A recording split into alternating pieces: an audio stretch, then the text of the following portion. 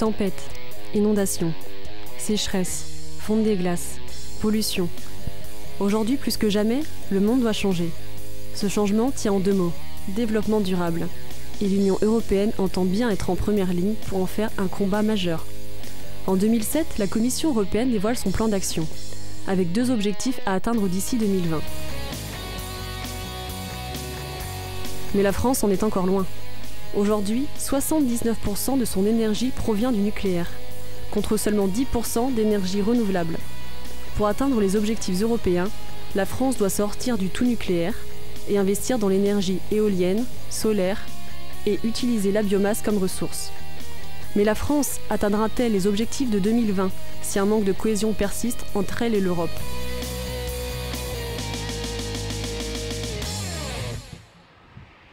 Depuis plusieurs années en Vendée, collectivités locales et particuliers s'engagent en faveur du développement durable, malgré des démarches parfois longues et complexes. À Saint-Pierre-du-Chemin, une chaufferie à bois a été mise en place en janvier 2008.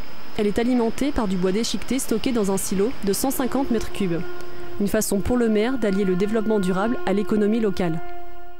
Le bois, on en a une petite production locale et à côté, on a une petite forêt où il y a des producteurs qui travaillent du bois. Donc le bois est venu de ça et le bois est une énergie renouvelable intéressante et quand on l'utilise correctement, il se régénère relativement vite. Mais au fait, comment ça marche une chaufferie bois ?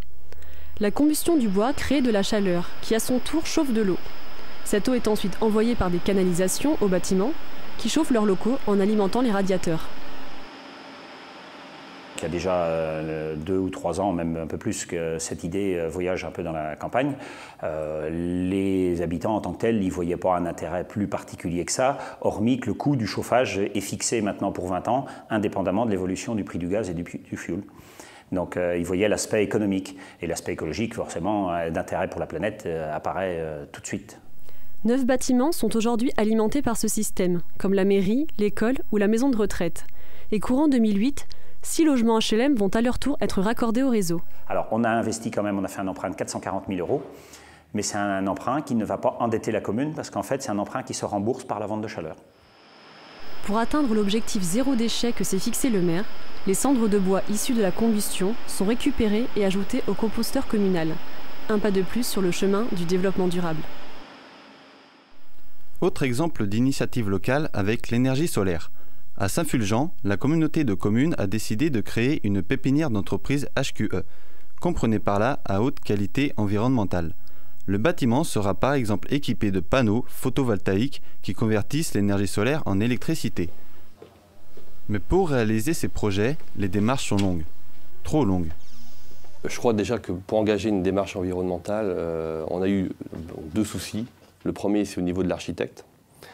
Même si on a fait un cahier des charges où on a déjà axé sur une démarche écologique, l'architecte qui a été retenu était censé avoir suivi des formations. Mais en fait, on a constaté que ce n'était pas du tout une force de proposition. Il a vraiment fallu que nous, on travaille en interne pour imposer notre point de vue par rapport à justement tout ce qui est photovoltaïque, tout ce qui est récupération d'eau potable, tout ce qui est isolation du bâtiment. Alors, il faut savoir que le produit qu'on a mis en place, c'est au niveau de la toiture, donc c'est une membrane d'étanchéité sur laquelle est apposé des photovoltaïques, des panneaux solaires. Hein. Et donc c'est un procédé qui est déjà en vigueur depuis 10 ans en Allemagne, mais en France, c'est un projet totalement innovant. Et donc il y a un centre scientifique technique du bâtiment qui certifie tous les produits. Et ce centre a été saisi, mais il n'a pas encore validé le produit. Au niveau national. Et donc, nous, on trouve ça incohérent dans la mesure où, au niveau de l'Union européenne, on trouve ça surprenant que, surtout l'Allemagne, qui est un pays quand même sérieux en termes de certification, que nous, ce qu'on souhaiterait, c'est qu'une fois que ce soit certifié dans un pays européen, que ça soit valable pour l'ensemble des pays européens, quoi. Le chantier a débuté en février 2008. En plus des panneaux photovoltaïques, les bâtiments bénéficieront d'autres atouts écologiques. Le secteur tertiaire est certes un acteur du développement durable, mais les agriculteurs aussi commencent à s'intéresser de près aux énergies renouvelables. Les agriculteurs, eux, qu'est-ce qu'ils ont vu là-dedans? D'abord, un aspect économique, et puis une valorisation d'image.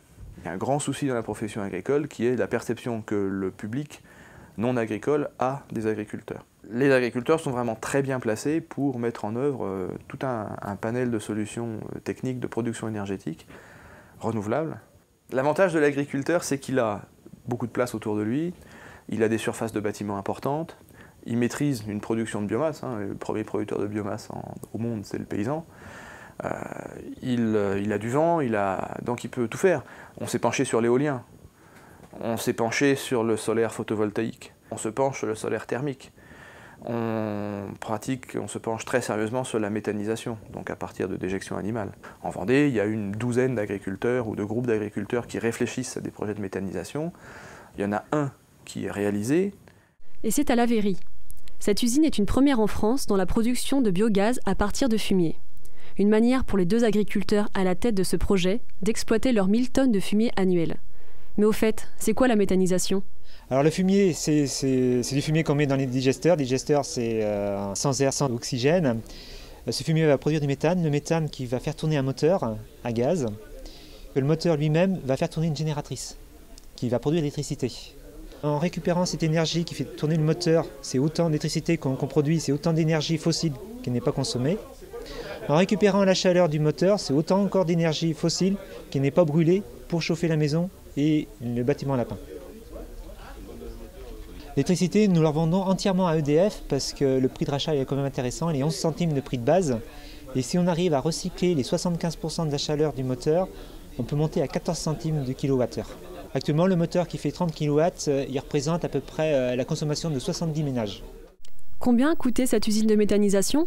Alors, mise aux normes compris, plus notre main-d'œuvre, parce qu'il faut bien compter notre main-d'œuvre, parce qu'on a passé énormément de temps, près de 2800 heures de travail dessus, plus 1000 heures de recherche avant. C'est-à-dire qu'aujourd'hui, on est à entre 260 et 270 000 euros. Alors, l'ADEME a accepté la subvention à titre expérimental. Le Conseil général de Vendée a donné la subvention à titre innovant, de projet innovant.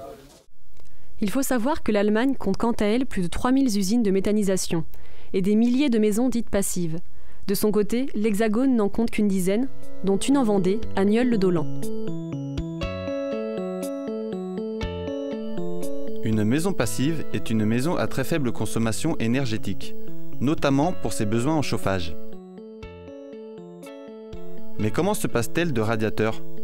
Tout simplement en misant sur la chaleur naturelle et une surisolation.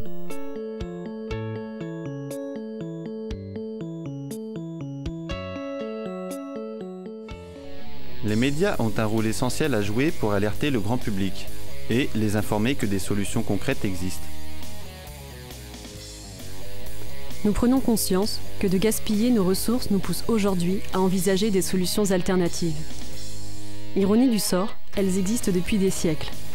Soleil, vent et eau ont été délaissés au nom du progrès et de la facilité énergétique.